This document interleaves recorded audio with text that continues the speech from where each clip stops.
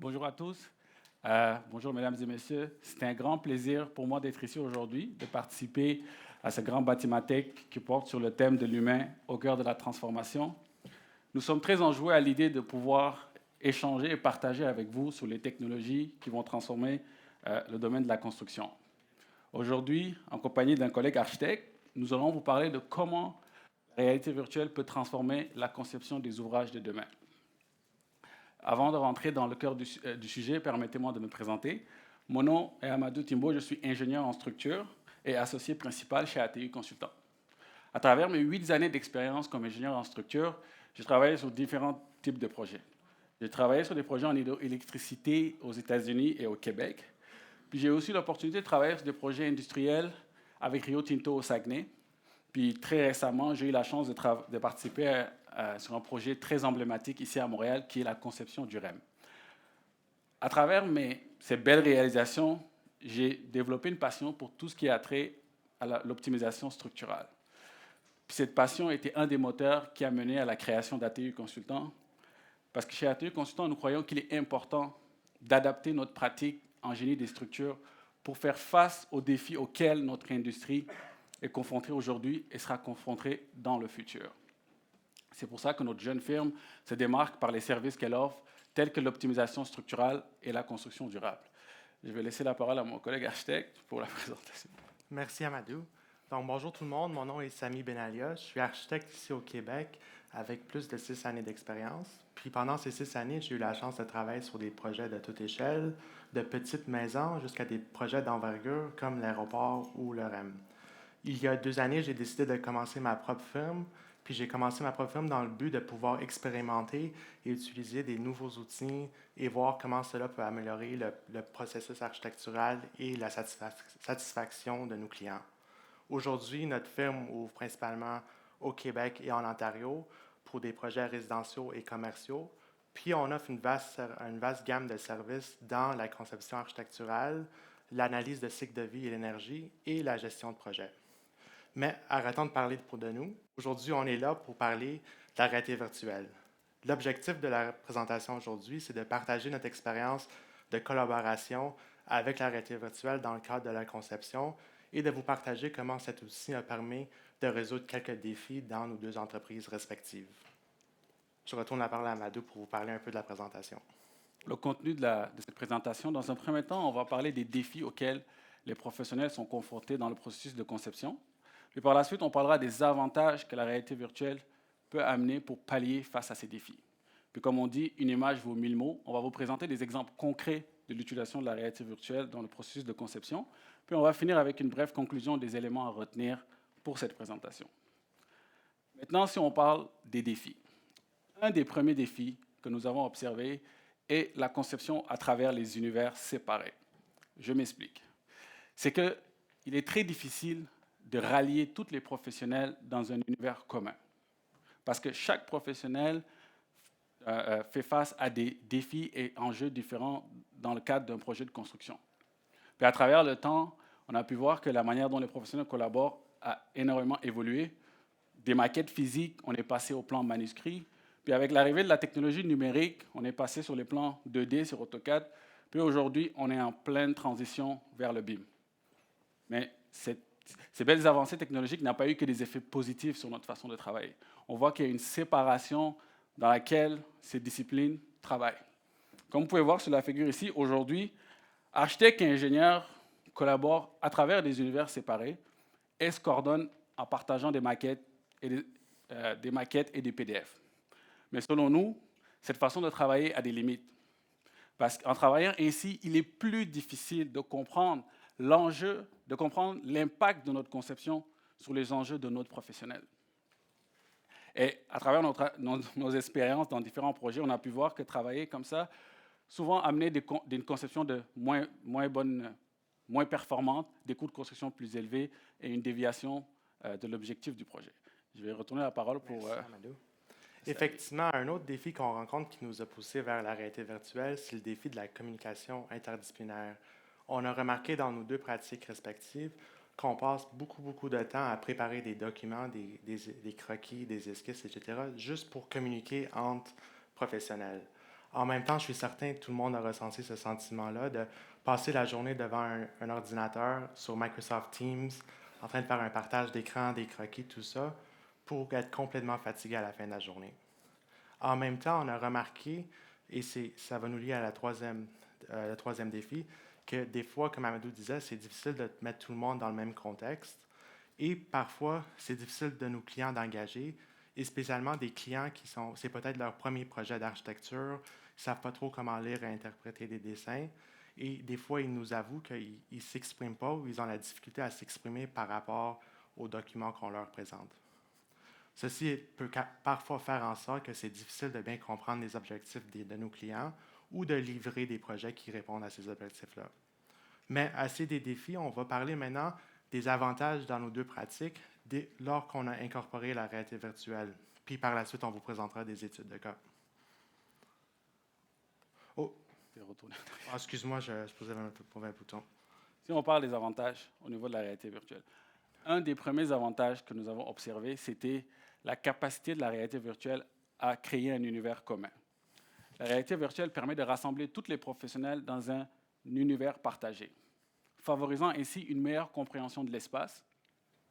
Avec une compréhension de l'espace, une compréhension approfondie de l'espace, il est plus facile de visualiser l'impact de notre conception sur les éléments du projet, puis vice-versa. Puis un autre élément fascinant que la réalité virtuelle offre aux professionnels, c'est la perspective des proportions. Elle nous permet à échelle humaine de visualiser, de voir les éléments que nous concevons. Voir, pour moi, la structure que je conçois à une telle échelle fait toute la différence dans mon processus de conception. Puis je vais laisser à Samy qui va vous parler de l'avantage de la communication. Exactement, Amadou apporte un bon point de l'échelle humaine puis la mise en contexte. On a remarqué dans nos deux pratiques, dès l'adoption de cette technologie, que le temps consacré à la communication et la mise en contexte, juste pour parler de différentes initiatives, a été réduit de manière significative. On a aussi remarqué qu'on collabore de manière beaucoup plus interactive et dynamique. Et en même temps, le risque d'erreur pendant la phase de conception a été réduit de manière considérable.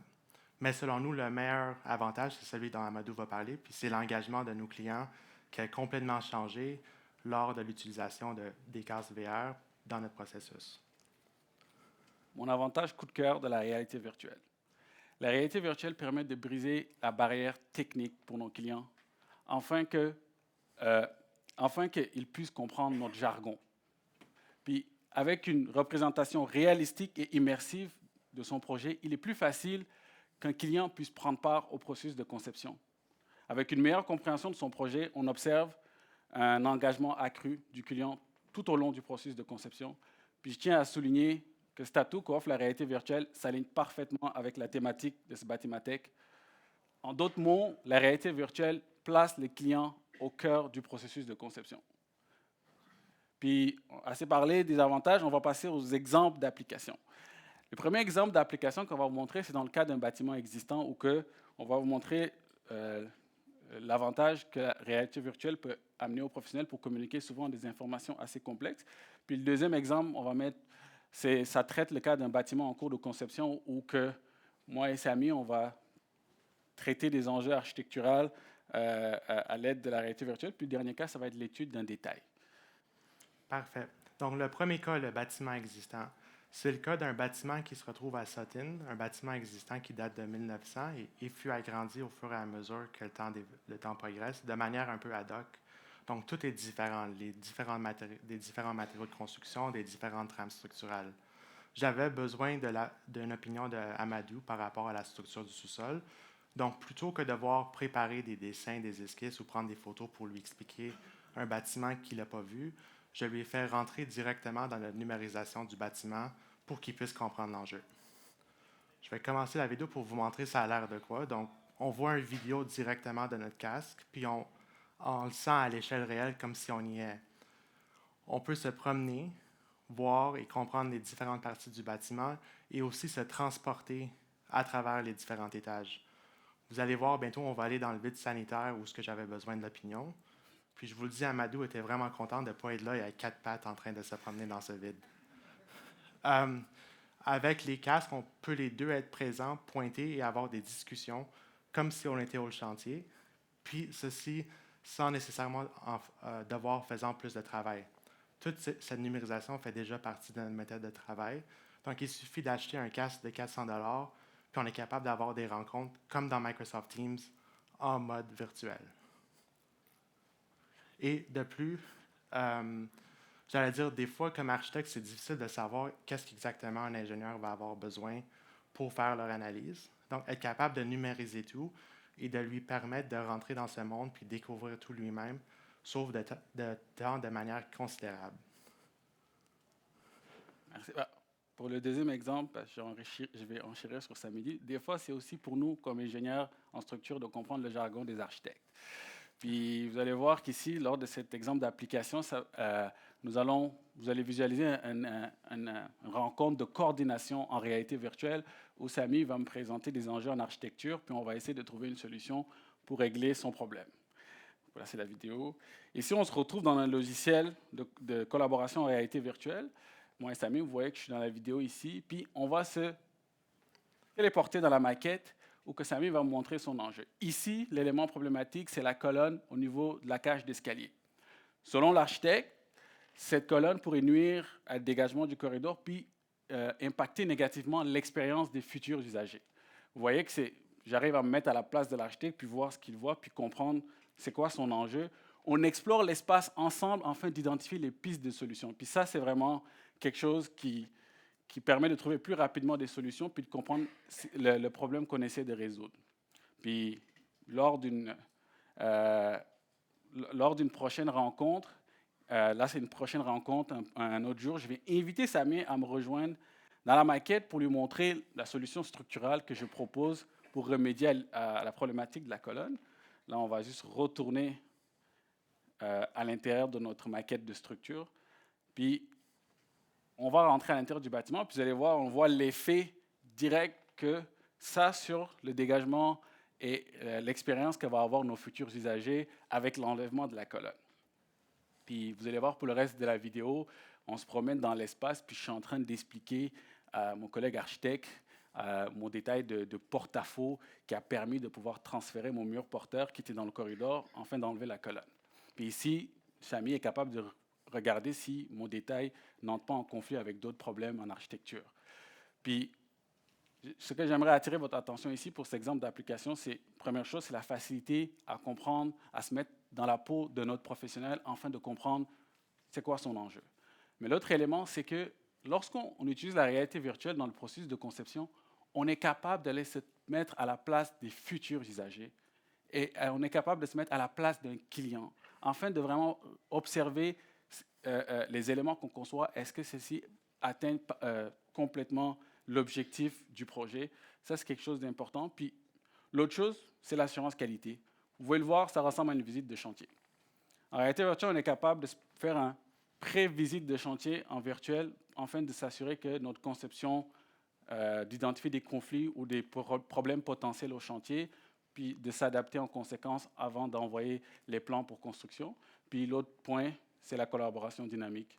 On est comme deux super Jedi, puis on se promène partout, puis on rentre entre les planchers, puis c'est super le fun, puis c'est très dynamique, puis on aime ça. Effectivement, je suis d'accord. Puis pour le dernier exemple, c'est un détail de construction. Comme vous le savez, les détails de construction, c'est un élément très important dans un projet parce qu'un détail mal conçu ou un détail mal exécuté peut avoir des effets très négatifs pour un projet de construction. Ici, qu'est-ce que vous allez visualiser, c'est on conçoit un détail en réalité virtuelle ou que, je pense que c'est la vidéo. Oui, absolument. Excuse-moi. Puis là, c'est un détail de mur rideau simplifié pour la fin de la présentation, où que moi et Samy, on est vraiment à échelle réduite, puis on tourne autour du détail. Ici, vous pouvez visualiser que vous êtes capable d'éviter un client, vous êtes capable d'éviter un travailleur qui n'est pas professionnel à venir comprendre le détail qu'on parle. Parce que des fois, je me retrouve au téléphone avec des travailleurs, puis je n'ai pas assez de mots. Je n'ai pas assez de mots pour expliquer mon détail. Alors, ici, je suis capable de montrer les mesures, d'isoler par discipline mon détail, afin que les autres professionnels et intervenants du projet puissent comprendre de quoi je parle. Puis, tu peux aller pour la suite. Super. Oui, effectivement. Puis l'autre avantage que je veux dire, c'est que, comme je disais, ce n'est pas plus de travail, ça sort directement de nos logiciels de dessin. Puis on est capable de rentrer dans ce monde dynamique, puis l'explorer comme si on regardait une maquette autour de la table, mais aussi de rentrer dedans puis de l'explorer à l'échelle humaine. On va voir bientôt que je vais téléporter dans la maquette, mais Amadou va rester dans la salle parce que j'aimerais lui communiquer de l'information. Puis les différents outils de ce casque VR et ce logiciel-là nous permettent d'esquisser ou de communiquer les informations de manière très simple. Comme vous allez voir, je vais prendre un petit outil de dessin, puis je vais être capable de dessiner pour expliquer à Amadou les limites pour sa structure. En même temps, nos clients adorent de rentrer dans cette partie-là parce qu'ils comprennent beaucoup plus l'aspect interdisciplinaire de coordination parce qu'ils le voient comme s'ils le voyaient au chantier. Puis comme Amadou disait, c'est beaucoup plus facile de dessiner sur un truc qui a l'air existant que de préparer des croquis, des coupes, etc. pour communiquer cette information. Ici, vous allez voir que Samy est resté coincé dans la réalité virtuelle, mais il va réussir à sortir à un moment donné. Ouais. Puis voilà. Puis là, vous voyez, il sort un peu, ça va prendre du temps. Parfait. Puis on arrive à la fin de cette présentation. Puis pour nous, au-delà des avantages que la réalité virtuelle peut apporter aux professionnels dans leur cadre de leur travail de tous les jours, nous, on a pu voir avec l'utilisation de la réalité virtuelle, on a pu améliorer notre processus de conception et de coordination. Mais l'élément qu'on aimerait attirer votre attention dessus, c'est surtout l'engagement du client.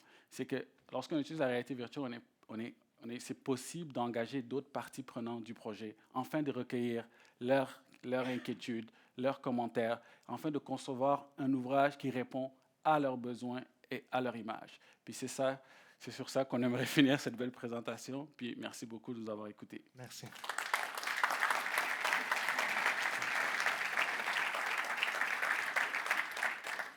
Merci à vous deux. C'était super intéressant. En tant qu'architecte, moi, ça me touche, là. Puis de voir comment tu as évolué, Samy, c'est super. Puis avec toi aussi. On va passer à la période de questions. Si vous en avez, je vous invite à vous lever, utiliser les micros qui sont de part et d'autre. Pour commencer, moi, j'en avais une, en fait. Samy, toi, tu as un peu dit comment tu t'es mis à la réalité virtuelle, mais j'aimerais t'entendre. Qu'est-ce qui t'a fait faire le saut, en fait comment tu t'es lancé là-dedans? C'est à quel point c'était difficile de coordonner avec Samy. C'était ça qui m'a lancé. Alors, moi, c'est vraiment Samy qui m'a parlé de la réalité virtuelle. Puis, un jour, il m'a invité là-dedans. Puis, je lui ai dit, waouh, ce que je suis capable de comprendre comme information, puis ce qu'on est capable de traiter, c'est énorme. Puis, c'est comme ça qu'on a commencé à mettre en place cet outil-là dans notre pratique. C'est un peu... parce qu'on voyait que souvent, comme je l'ai expliqué au début, c'est difficile de se comprendre. On n'est pas architecte, ingénieur, on est quand même professionnel, mais on a grandi dans des univers différents, très lointains. Mais je pense que la réalité virtuelle, ça brise cette barrière, puis ça amène une plus grande facilité à se communiquer. Ok. Ouais, je suis d'accord. J'avais encore une autre question. Comment, tous les deux, vous voyez un peu l'avenir de la réalité virtuelle et comment vous voyez l'avenir de notre pratique, que ce soit en tant qu'architecte ou en tant qu'ingénieur en structure ou ingénieur mécanique, etc. Je pourrais peut-être commencer avec la part de l'architecte. Je pense qu'au niveau d'architecture, c'est le futur. D'être capable de construire virtuellement et d'explorer les différentes options et de ne pas le faire au chantier quand tout est dernière minute et tout est en construction qui coûte très cher, c'est le futur. On remarque qu'on peut régler beaucoup de problèmes à la source et spécialement des petits problèmes comme on a une discussion au téléphone, on parle de la même chose, sauf que Amadou le voyait d'une manière, puis moi, je le voyais d'une autre. Donc, je pense que c'est quand même un outil qui devient beaucoup plus économique, qui peut être intégré dans les outils qu'on utilise déjà et nous permet de travailler ou de réduire les erreurs pour être certain qu'on ne se trouve pas au chantier en recevant des téléphones avec des demandes urgentes de modification ou de directives de changement. Super. Pour nous, en structure, comme je disais, actuellement, notre industrie fait face à des défis d'inflation, hausse de prix. Puis nous, on voit que les technologies doivent servir en fait à remédier à ces problématiques-là. Adapter notre pratique, c'est vraiment ça. Trouver des options de concevoir, puis de faire réduire des coûts de construction, éviter les problèmes au chantier, parce que c'est ça qui coûte cher. Pour nous, la technologie doit être au service de notre client. On ne vend pas la réalité virtuelle, on n'est pas des revendeurs de logiciels, on est des professionnels. Cet outil doit servir à améliorer les projets de notre client. C'est pour ça que on l'a vu, l'impact que ça a eu. C'est pour ça qu'on est là aujourd'hui pour vous en parler. Super. Ben, on va passer à la première question. Bonjour, Éric Auger, Groupe Manovra, entrepreneur général. Ça nous parle beaucoup, ce que vous évoquez comme problème, parce que le nombre de fois qu'on reçoit des clients dans le commercial qui arrivent avec des réalités chantiers qui n'ont pas vu en plan, qui malgré qu'on a 6 kits de plans coordonnés, et je trouve ça vraiment intéressant. Ma première question, c'est sur quelle plateforme ou quel logiciel que ça se fait? Et ça sous-tend aussi la question, est-ce qu'il y a un coût supplémentaire pour le client au bout de la ligne? Parce que le coût, pour nous, là, l'entrepreneur général, c'est tout le temps le go, no-go. Donc, c'est ce qui me parle beaucoup. Là. Je pourrais peut-être répondre à cette question. Niveau logiciel, ça intègre déjà dans les logiciels qu'on utilise tous les jours, donc AutoCAD et Revit. Et par la suite, le coût, je dirais, c'est l'achat du casque. L'achat du casque, puis peut-être quelques jours de formation pour être capable de voir comment on peut transporter la maquette directement dans le casque. Mais à part ça, je pense qu'il y a un petit abonnement pour l'espace de réunion virtuelle. Mais sinon, directement dans Revit ou les autres logiciels, on est capable de visualiser et communiquer comme on vous le montrait aujourd'hui. Je pense qu'en dessous de 500 $, tu es capable d'avoir un bon casque. C'est bon à savoir. Merci. Merci. Prochaine question.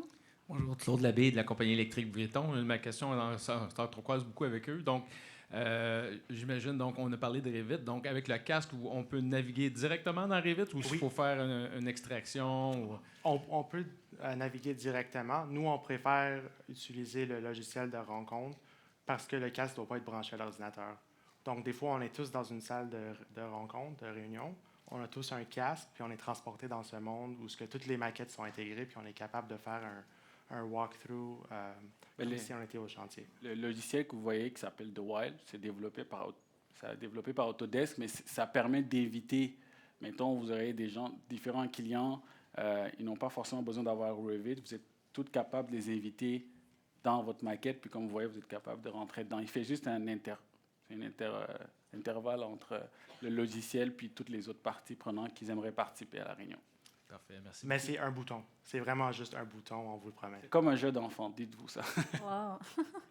Ben, merci à vous deux pour cette super présentation. On peut les applaudir.